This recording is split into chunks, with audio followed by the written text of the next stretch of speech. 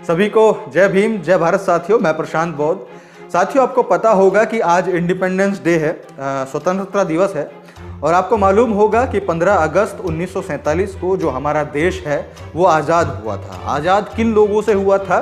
जो ब्रिटिशर्स हमारे देश पर रूल कर रहे थे, हमारे देश के लोगों पर रूल कर रहे थे और अपनी मनमानी मर्जी के तहत जो है उन लोगों के हक अधिकारों को छीन कर उन पर शोषण और अत्याचार कर रहे थे। तो ठीक है, 1947 में हमें उन सब चीज़ों से जो है आज़ादी मिल गई। अंग्रेज़ों ने कहा कि भैया ठीक है, हम लोग आपका देश छोड़ करके जाने को तैयार हैं, लेकिन एक शर्त पर कि पहले आप हमें वो दस्तावेज दीजिए कि जिस दस्तावेज के माध्यम से आप इस देश को रूल करने वाले हैं, यानी कि जिस तरीके से इसको चलाएंगे वो आपके पास तरीका कहाँ है।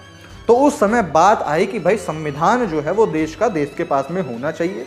तो तब देश के जितने भी उस समय नेता लोग थे उन लोगों ने चर्चा करनी शुरू की कि भाई जिम्मेदारी किसको दी जाए संविधान लिखने की।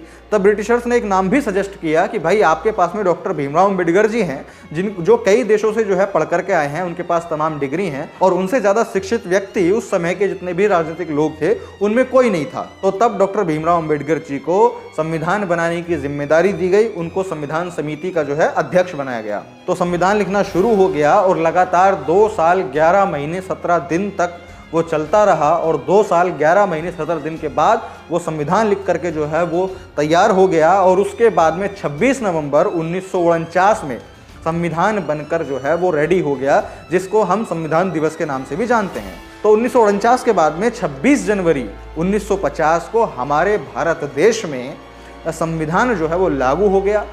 ब्रिटिशर्स जो है वो चले गए और अब पूर्ण रूप से हमारा जो देश है वो आज़ाद था। और आज़ाद के साथ साथ किस तरीके से ऑपरेट होना है वो भी हमारे पास में डॉक्यूमेंट था। अब आप इस स्थिति को महसूस कीजिएगा कि एक समय से पहले आपको न पढ़ने का अधिकार था, न धन रखने का अधिकार था, न ही सम्मान से जीने का अधिकार था, न ही सार्वजनिक जगहों पर पानी पीने का अधिकार था, न ही बेहतर ऊंचे समाज के लोगों के बीच में चलने फिरने घूमने का अधिकार था। और तमाम तरीके के ऐसी चीज़ें थी जो आप अधिकारों से वंचित थे। और खाली वंचित ही नहीं थे, शोषित भी थे। आप लोगों का शोषण भी किया जाता था कि यदि किसी ने कोई काम करने का प्रयास कर लिया तो उसको पीटा भी जाता था। और तमाम तरह की दिक्कतें बना करके जो स्थिति आपकी गरीब और शोषित और वर्गित जो वंचित थी उसको बरकरार रखने का बहुत बड़ा योगदान इस देश के जो आक्रांता लोग आए हैं उन्होंने वो किया। तो एक समय से पहले आप जो इस देश के बहुजन मूल निवासी लोग हैं वो लोग अपने अधिकारों से वंचित थे। वो यदि कुछ करना चाहें तो कदापि नहीं कर सकते थे। वो वही कर सकते थे जो एकाधिकार वाली मानसिकता रखने वाले लोग उनसे कहते थे कि आपको ये करना है तो वही करता है। आप खुद से कुछ नहीं कर सकते थे, आपको कोई अधिकार नहीं था। और एक समय के बाद आपका ऐसा समय आ गया कि संविधान लागू होने के बाद से आपको एक लाइन बोल दी गई कि इस देश के तमाम लोगों को समान अधिकार हैं। इस देश के किन्हीं भी लोगों के साथ में कोई भी भेदभाव जो है वो नहीं किया जाएगा, चाहे वो किसी भी धर्म का हो, चाहे वो किसी भी जाति का हो, चाहे वो किसी संप्रदाय का हो, चाहे वो किसी भी लिंग का हो, चाहे वो किसी भी रंग का हो। तो किसी भी तरह का कोई भेदभाव नहीं किया जाएगा। आज से सब लोग समान हैं। अब उसके बाद से आपको तमाम अधिकार जो है वो मिल गए कि आप अच्छी से अच्छी शिक्षा जो है वो ले सकते हो, आप अपना धन कमा करके अपने पास बचत में रख सकते हो, आप सार्वजनिक रूप से और सहसम्मान सहित पूरे देश में कहीं भी घूम सकते हो। आपको कोई भी व्यक्ति आपकी जो आत्मसम्मान है उसके साथ खिलवाड़ नहीं कर सकता है, और खिलवाड़ करता है तो उसके लिए शिकायत का प्रावधान है। उसके बाद में आप कहीं भी घूम सकते हो, कहीं भी आ जा सकते हो, कुछ भी सीख सकते हो, किसी से भी मिल सकते हो। इस तरह के तमाम जो मानव अधिकार हैं वो आपको 1950 में संविधान लागू होने के बाद में इस देश के प्रत्येक भारतीय मूल निवासी लोगों को जो है वो मिल गए हैं। तो जिम्मेदारी जो है अब आपके ऊपर बन चुकी है कि आपको संविधान ने पूरे अधिकार दे दिए हैं। अब ये आपकी जिम्मेदारी है कि आप उनमें से कितने अधिकारों को जानकर उनके बारे में काम करते हुए आप अपने जीवन में कितनी सफलता, कहां तक सफलता जो है वो हासिल करते हैं, वो सब और सब आप ही की जिम्मेदारी है। क्योंकि पहले ऐसा था कि पैसा कैसे कमाया जाता है आपको ये सीखने की ही आज़ादी नहीं थी, तो पैसा कमाना तो बहुत दूर की बात छोड़ दो।